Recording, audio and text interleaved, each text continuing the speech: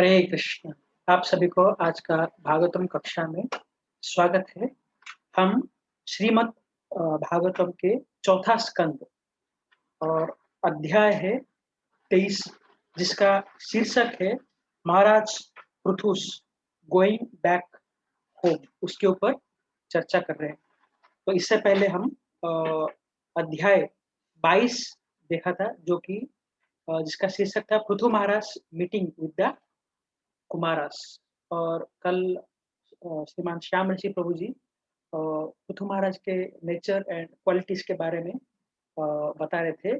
जैसे कि वो कैसे उनका पृथु महाराज का अ, शक्ति और सहनशीलता जो है वो सूर्य और चंद्रमा के समान है। और उनका शक्ति, he is powerful yet he is very tolerant, और सारों का इच्छा पूर्ण करने के लिए वो सक्षम थे। और जैसे एक वर्षा जो है सब जगह प्रसन्न करती है, सब जगह सबका इच्छा पूर्ण करती है, ऐसे Prithu Maharaj was fulfilling everybody's desire. And Prithu Maharaj जो थिंकिंग एबिलिटी था, it is like depth of a ocean. And उनका जो इंटेलिजेंस एंड एजुकेशन जो है वो यमराज के समान थे। और उनका जो ऑपुलेंस जो है हिमालय पर्वत के समान थे। और उनका रिचनेस, जो धनित्व जो है वो कुबेर अ, कुबेर के समान थे। और उनका जो स्ट्रेंथ एंड शक्ति जो है वो वायु के समान थे। एंड इनटॉलरेंस, असहनशीलता, वो रुद्र के समान थे। ब्यूटी कामदेव के समान थे। और उनका स्पिरिचुअल नॉलेज जो है वो बृहस्पति के समान थे। सो ऐसे हम बहुत सारे गुण वगैरह पृथु महाराज का चर्चा किया था। तो ऐसे कई साल पृथु महाराज अपना शासन पूरा समग्र पृथ्वी में चलाने के बाद अभी नेक्स्ट अध्याय जो है वो कैसे अपना मतलब रिटायरमेंट लाइफ कैसे उन्होंने किया, उसके बारे में ये अध्याय में चर्चा होता है, जो कि पृथु महाराज का जो पूरा पास्ट टाइम्स का ये अंतिम अध्याय है। सो महाराज पृथु गोइंग बैक होम, ये आज का अध्याय का शीर्षक है। तो कथा का शुरुआत हम मंगलाचरण से शुरू करते हैं। ओम अज्ञानतिमिरन्धस्य ज्ञानाञ्जनाशलाकया चक्षुरुन्मीलितं येन तस्मै श्रीगुरवे नमः। श्रीचैतन्यमनोभीष्टं स्थापितं येन भूतले स्वयं रूपः कदा मह्यं ददाति स्वपदान्तिकं। वन्देऽहं श्रीगुरो श्रीयुतापदकमलं श्रीगुरो वैष्णवांश्च श्रीरूपं साग्रजातं सहगण रघुनाथावितं तं सजीवं साद्वैतं सावधूतं परिजन सहितं कृष्ण चैतन्य देवं श्रीराधा कृष्ण पादान् सहगण ललिता श्री विशाखान्वितं हे कृष्ण करुणा सिंधु दीनबंधु जगत्पते गोपेश गोपिककांत राधकांत नमस्ते। तप्त कांचन गौरंगी राधे वृंदावनेश्वरी वृषभानुसुते देवी प्रणमामि हरिप्रिये। वाञ्छाकल्पतरुभ्यश्च कृपा सिन्धुभ्य एव च पतितानां पावनेभ्यो वैष्णवेभ्यो नमो नमः। नमो विष्णुपादाय कृष्णप्रेष्ठाय भूतले श्रीमते भक्तिवेदान्त स्वामिनिति नामिने। नमस्ते सरस्वती देवे गौरवाणी प्रचारिणे निर्विशेष शून्यवादी पाश्चात्य देशतारिणे। जय श्री कृष्ण चैतन्य प्रभु नित्यानंद श्री अद्वैत गदाधर शिवासादि गौर भक्त वृंद। हरे कृष्णा कृष्णा कृष्णा हरे हरे, हरे राम राम राम हरे हरे। हरे कृष्णा कृष्णा कृष्णा हरे हरे, हरे राम राम राम हरे हरे। हरे कृष्णा कृष्णा कृष्ण हरे हरे, हरे राम राम हरे हरे। हरे Krishna. So, chapter 23, Maharaj Prithu going back home. Text 1 to 3. Maitreya uvacha दृष्ट्वात्मानं प्रभयसाम् एकदा वैन्य आत्मवान् आत्मना वर्धिता एषा स्वानुसर्गः प्रजापतिः जगतस्तस्तु साश्चापि वृत्तिदो धर्मवृत्सताम् निष्पादितेश्वरदेशो यदार्थम् इह जग्निवान् आत्मजेष्व आत्मजम्न्यास्य विराहदरुदातिम् इव प्रजासु विमनासु एकः सदारोगतो तपोवनम्.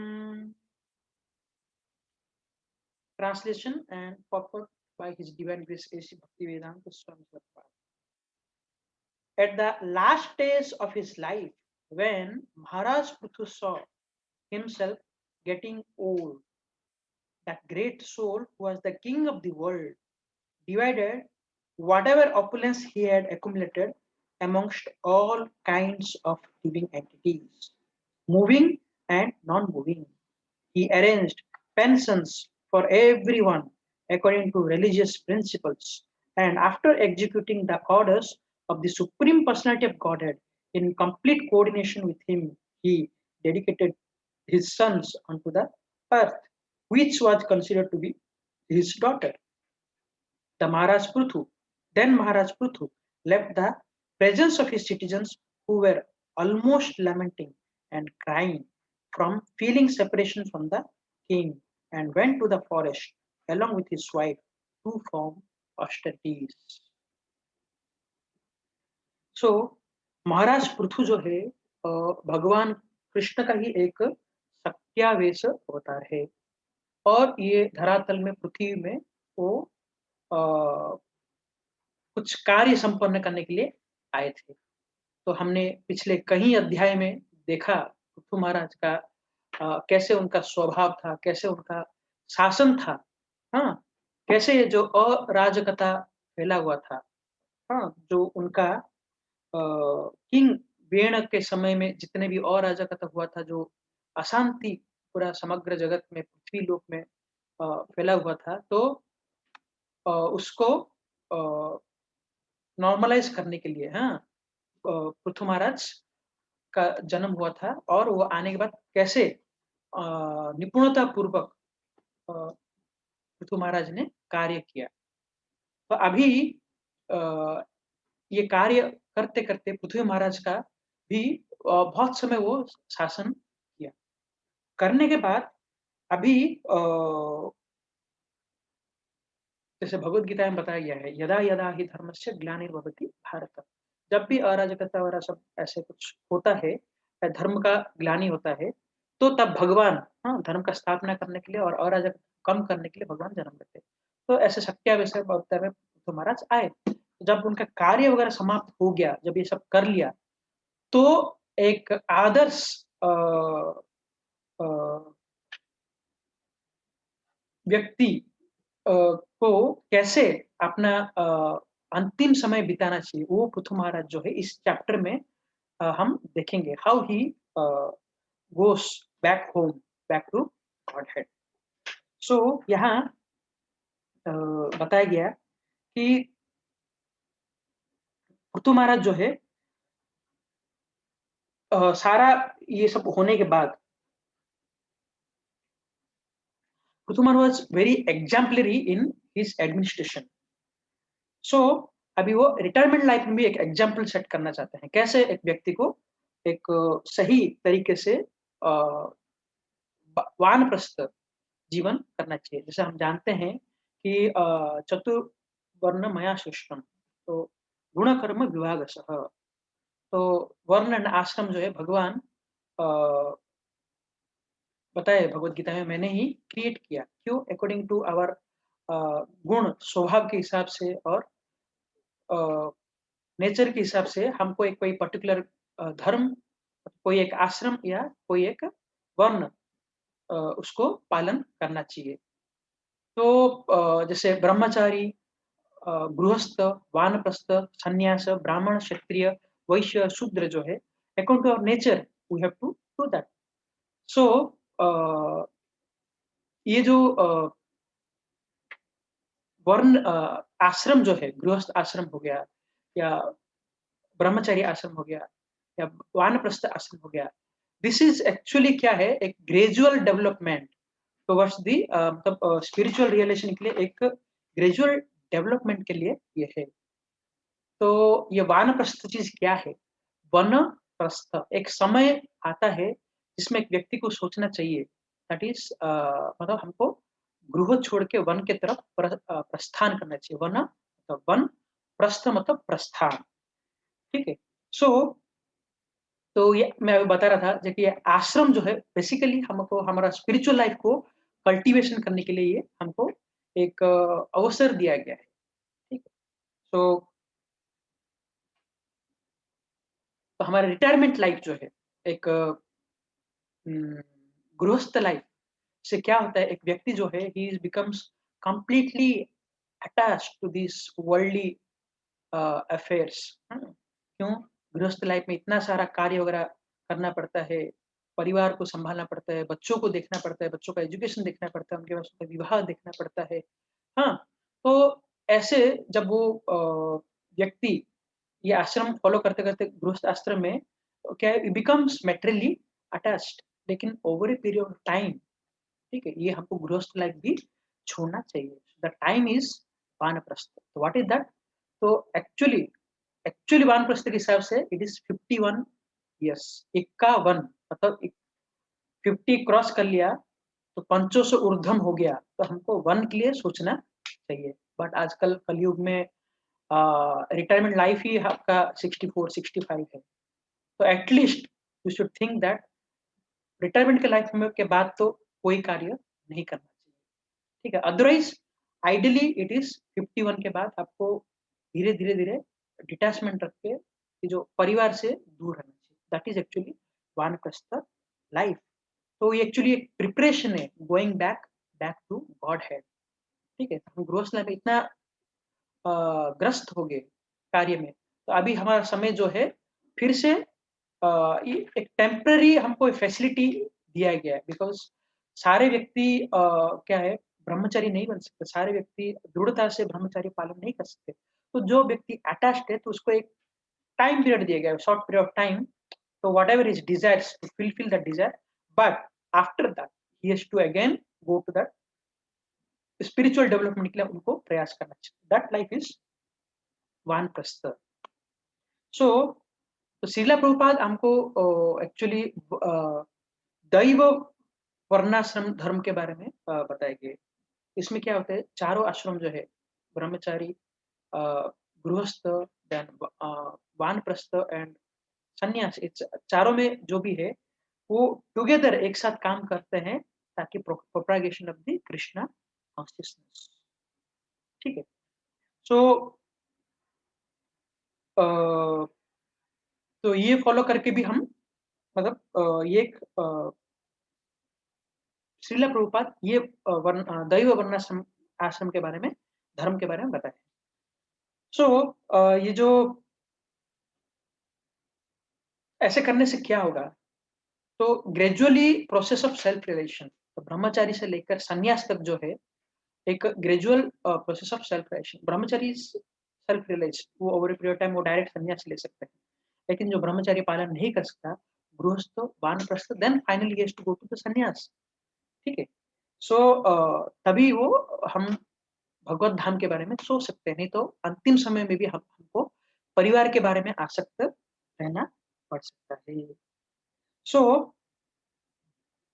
Basically forest going doesn't mean that actually going to the forest.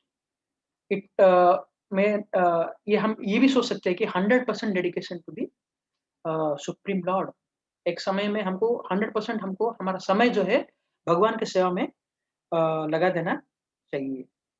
सो तो गृहस्थ जो है, तो एक समय में वानप्रस्थ के बारे में सोचना ही चाहिए, so that he can be fixed and ये जो माया से वो दूर हो सकते हैं।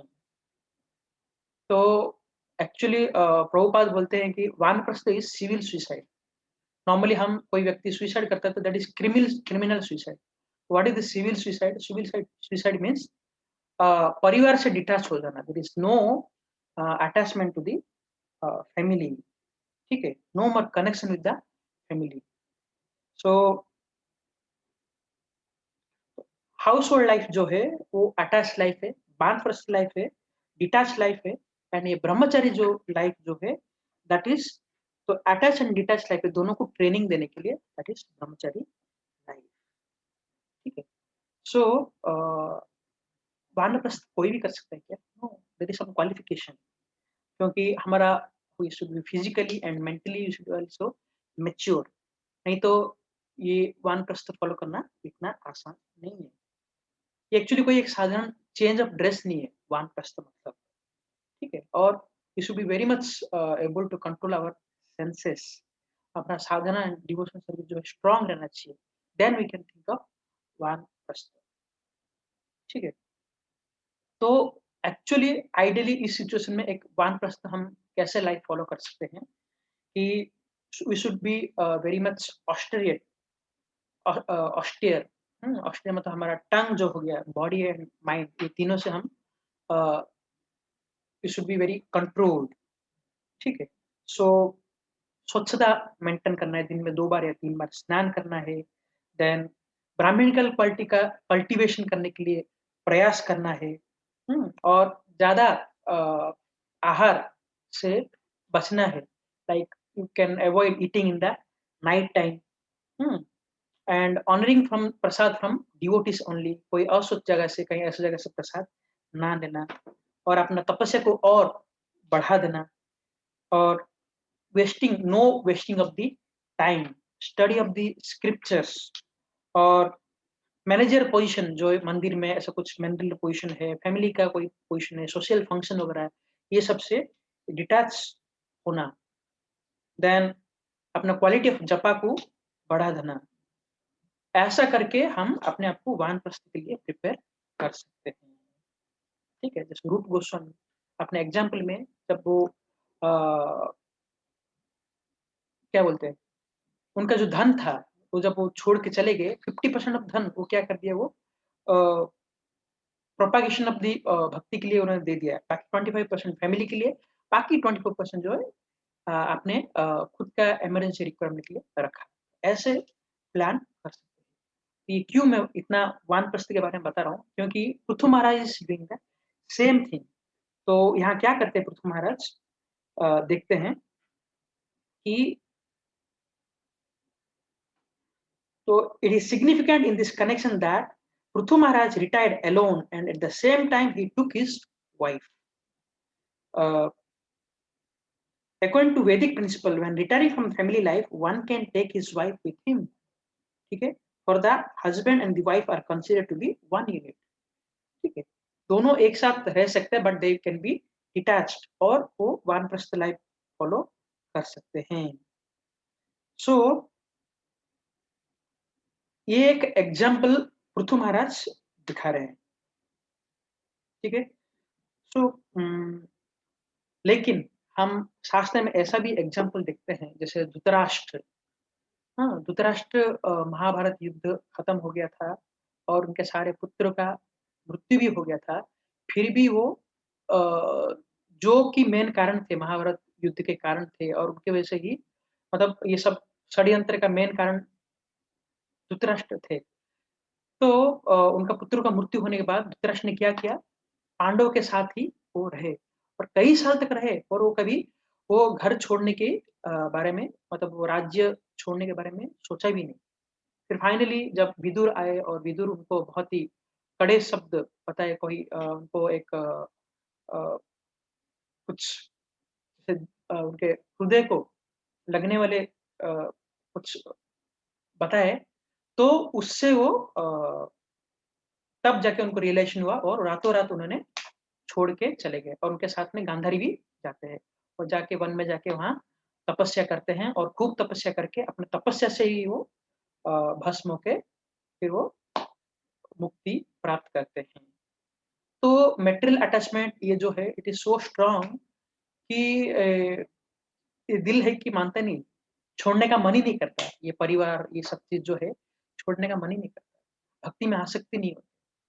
So that is why Prithu Maharaj जो है अपने एग्ज़ाम्पल से यहाँ बताने की कोशिश कर रहे हैं कि हमको भी एक समय होने के बाद हमको धीरे-धीरे ऐसे प्रयास करना चाहिए, ताकि हम इससे ऊपर उठ के भक्ति में दृढ़ होके हम भी भगवत धाम के लिए जाने के बारे में सोच सकते हैं।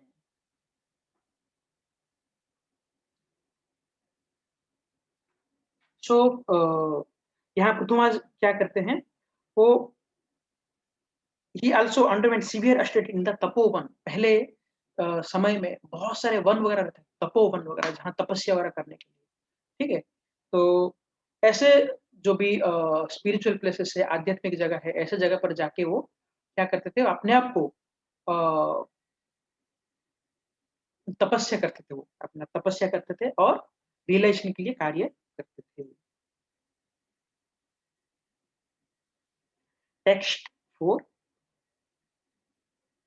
तत्रा तत्रापि अदाभ्य नियमो वैखानसा सुसम्मते आरब्ध उग्र तपस्वी यथा स्व विजये पुरा। After retiring from family life, Maharaj Prithu strictly followed the regulation of the retired life and underwent severe austerities in the forest. He engaged in these activities as seriously as he had formerly engaged in leading the government and conquering everyone. तो पृथु महाराज कैसे अपना तपस्या austerity वगैरह करते हैं, ठीक है? वो बता रहे हैं। तो क्या बता रहे हैं? As it is necessary for one to become very active in family life, similarly after retirement from family life, it is necessary to control the mind and senses. तो फैमिली लाइफ में एक गृहस्थ जो है बहुत ही एक्टिवली फैमिली को चलाने के लिए वो कार्यरत रहता है। ऐसे ही जब रिटायरमेंट समय आता है, वानप्रस्थ समय आता है, तब भी अ, व्यक्ति को क्या करना चाहिए?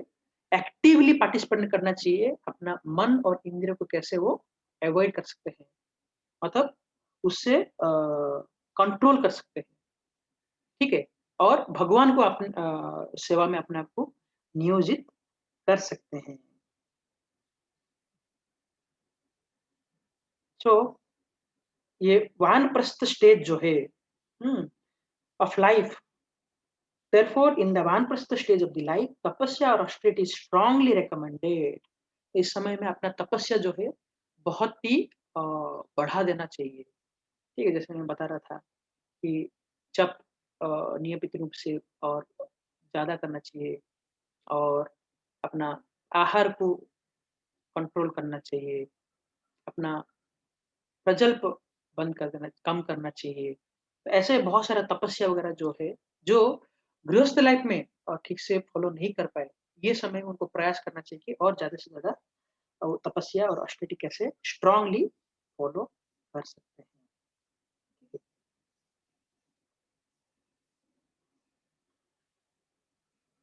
सो अ, द वर्ड वै Vaikhansana Susammate is significant because in Vaनप्रस्थ life, the regulative principle are also to be strictly followed.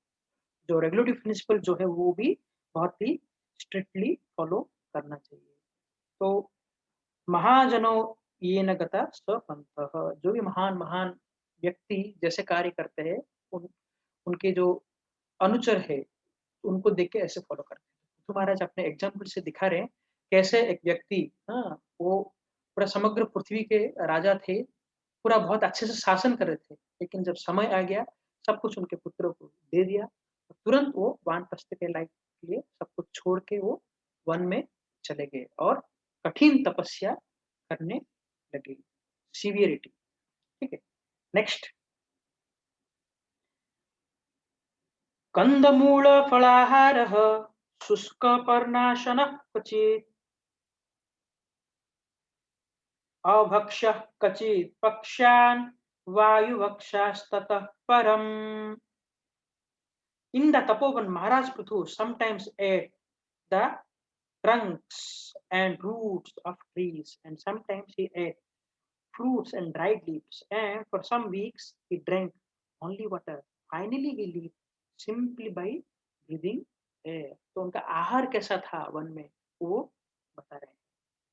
तो भगवत गीता में बताया गया जब योगी वगैरह जो है वो भी तपस्या करने के लिए उनको कैसे ऐसे कोई एक सुचोदय से ऐसा एक क्या बोलते हैं एक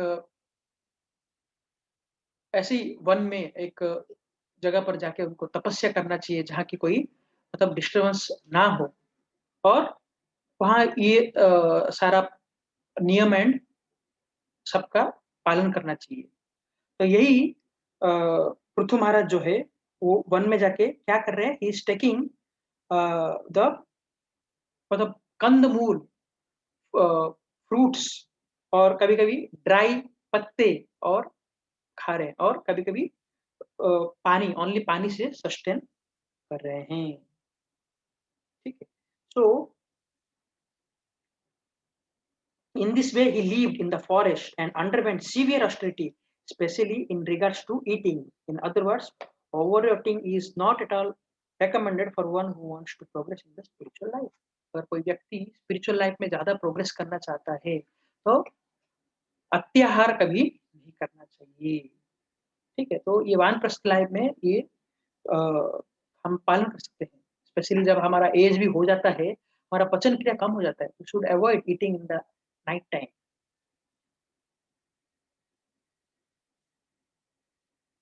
तो श्रील रूप गोस्वामी भी हमारा नेक्टर इंस्ट्रक्शन में बोलते हैं कि अत्याहार प्रयास, अत्याहार के लिए कभी भी प्रयास नहीं करना चाहिए. ठीक है. So it is also notable that according to Vedic instruction, to live in the forest is to live in the mode of complete goodness. तो वन में जो भी वास करता है that is the mode of goodness. Same चीज अगर हम सिटी में वास करते हैं शहर में तो ये मोड ऑफ पैशन. और अगर हम कोई ड्रिंकिंग हाउस कोई और जगह पर ऐसा पर रहते हैं that is a mode of place of ignorance. ठीक है. बट हमारे पास और भी एक जगह है दैट इज टेम्पल जो है वो वैकुंठ ये जगह को कहलाता है टेम्पल. ठीक है. सो हमारे जो कृष्णा कॉन्शियसनेस मूवमेंट जो है यहाँ जगह जगह पर टेम्पल बेसिस वगैरह बनाया हुआ है जहाँ भगवान का हम आराधना कर सकते हैं, भगवान के बारे में चर्चा कर सकते हैं, कीर्तन कर सकते हैं, भगवान को कई सारा सेवा अर्पण कर सकते हैं. तो श्रील प्रभुपाद बताते हैं कि हमारा जो इस्कॉन के जितना सारा मंदिर जो है it is the abode of Vaikuntha lok का जो प्लेस जो है. तो यहाँ जो क्योंकि आजकल के समय में वन में जाके ऐसे कठिन तपस्या करना पॉसिबल नहीं है तो हम ऐसे कोई जो मंदिर वगैरह है उसके आस-पास में रहना है या मंदिर में कोई फैसिलिटी वगैरह है, तो ऐसे जगह पर रह के हमको हमारा पूरा समय जो है भगवान की सेवा में लगा देना चाहिए. ठीक है. So that is as good as varnashrama vanaprastha आश्रम भी कह सकते हैं. ठीक है. सो हमारा पहले एग्जाम्पल में भी देखते हैं श्रीला भक्ति सिद्धांत सरस्वती ठाकुर. वो भी अपने अंतिम समय में टेम्पल में ही रहे हैं. ठीक है. सो जो कि फॉरेस्ट से भी रहने से भी ज्यादा दिव्य है. ठीक है. जहाँ की हम कृष्ण प्रसाद ग्रहण कर सकते हैं और नित्य हम भगवान से कार्य भगवान का सेवा करके भगवान का चिंतन में रह सकते हैं. ठीक है. और ऐसा होने से हमारा स्पिरिचुअल लाइफ भी कभी डिस्टर्बेंस में नहीं आएगा. टेक्स्ट 6. ग्रीष्मे पंचतपा वीरो वर्षा आशरासन्मुनिः आकण्ठ मग्नः शिशिरे उदके स्थान्दीले सायः. Following the principle of the forest living and the footsteps of the great sages and munis, Prithu Maharaj accepted 5 kinds of heating process during the summer season, exposed himself to torrent of rain in the rainy season, and in the winter stood in water up to his neck. He also used to simply lie down on the floor to sleep. ठीक है? तो कैसे जो season change होता रहता है और उसके हिसाब से उनका कैसे मतलब पृथ्वी महाराज अपने आप को एक्सपोज़ कर रहे थे, वो बता रहे हैं। तो यहाँ पर्पट में श्रील प्रभुपाद बताते हैं कि there are some of the austerity executed by jnanis and yogis who cannot accept the process of the bhakti yoga. भक्ति योगा में हमारे पास तपस्या करने के लिए बहुत सारा चीज है, 4 रेगुलेटिव प्रिंसिपल्स। हाँ, देन 16 माल का जप करना, शास्त्र का पठन करना, ये बहुत बड़ा तपस्या है। तो लेकिन ज्ञानी एंड योगी वगैरह के लिए क्या है, ये सब करना बहुत ही अ, वो लोग क्या करते हैं, योग एंड योग सिद्धि प्राप्ति करने के लिए और तपस्या करते हैं, ठीक है? वो उनको ये सेवा में संलग्न नहीं होते। So they must undergo such severe type of austerity in order to become purified. ऐसे मेटल कंटामिनेशन हम भक्ति योगा का ये सब कार्य करके हम ये मेटल कंटामिनेशन कल्मश जो है भौतिक कल्मश से दूर हो सकते हैं। लेकिन ज्ञानी और योगी के लिए क्या है, उनको तपस्या करना पड़ता है। ठीक है? तो वो तपस्या को क्या है, पंच तपः उसको बोला जाता है। तो 5 काइंड्स ऑफ हीटिंग प्रोसेस, जैसे मतलब आप बैठे हैं, आपके चारों तरफ अग्नि है, तो उसको आप सहन करके आप तपस्या कर रहे हैं और ऊपर से आपके ऊपर सूरज का तेज गिर रहा है। ये समर के टाइप हो गया। वर्षा के समय में टोरेंट रेन जो गिर रहा है उसको आप सहन करना है। हाँ, विंटर सीज़न में आपको ऐसे ही मतलब ठंड ठंडी को बर्दाश्त करना है। और फाइनली आपको जो सोने के लिए आपको कोई क्या बोलते हैं शैया वगैरह नहीं चाहिए, आप कहीं भी म दिखता है वहाँ आप पेड़ के नीचे या कहीं ऐसे शाइन कर सकते हैं। ऐसे ऑस्टेरिटी वगैरह जो है फॉलो अ, करना पड़ता है, ठीक है? क्यों ऐसे सीवियर ऑस्टेरिटी फॉलो करते हैं? So that to become a devotee of the supreme lord of godhead Krishna, ठीक है? तो भगवान का भक्त बनने के लिए ऐसे तपस्या करना पड़ता है। तो नॉर्मल तपस्या जो है, जो योगी एंड ज्ञानी वगैरह जो करता है, भक्तों के लिए वही तपस्या है। चारों रेगुलेटिव प्रिंसिपल बहुत ही अच्छे से पालन करना, भगवान का नाम जप करना, हाँ, भगवान का कथा श्रवण करना और शास्त्रों का पठन करना। ये तपस्या हम अ, अच्छे से कर लिया, देन अ, हम क्या कर सकते हैं, भगवान से और ज़्यादा मतलब करीब जा सकते हैं। तो आज के भागवतम में हमने देखा कैसे पृथु महाराज इतना वर्ष शासन करने के बाद भी, इतना वर्ष राज चलाने के बाद भी तुरंत उन्होंने जब समय आया, वहाँ अटैचमेंट ना रख के वो वन में चले गए और वन में जाके वो कठिन अ, तपस्या करने लगे। तो एक हम भक्त जो ये भक्ति का अनुपालन कर रहे हैं, तो हमको भी इसके बारे में बहुत सीरियसली सोचना चाहिए, अभी से, कि हाउ टू दैट मतलब वो एक स्टेज तो हमारे जीवन में भी आएगा। जैसे समय बीतता जाएगा, we will also become old. हाँ, तो तब तक कैसे हमारा पारिवारिक कार्य वगैरह सब अ, जल्दी संपन्न करके, हाँ, कैसे हम भक्ति में और दृढ़ता से करके ये लाइफ एक डेट तो होना चाहिए, कौन-सा डेट में मैं वानप्रस्थ के लिए जाऊँगा।